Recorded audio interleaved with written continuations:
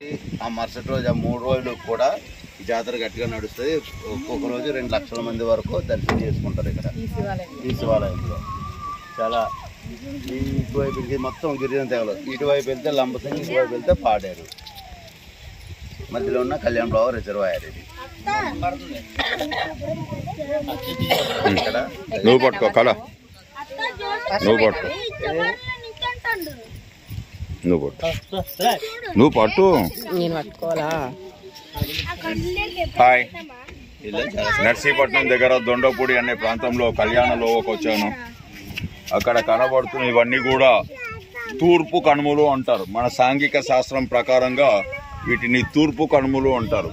ఈ తూర్పు కనుమలు ఇంచుమించుగా తమిళనాడు, చెన్నై, కోయంబత్తూరు నుండి మొదలు పెట్టుకొని ఇలా ఇవన్నీ కూడా ఉంటాయి. కొండలు దాటిన అవతల వచ్చేసి పాడేరు ఉంటుంది, అటు లంబసింగి అని చెప్పేసి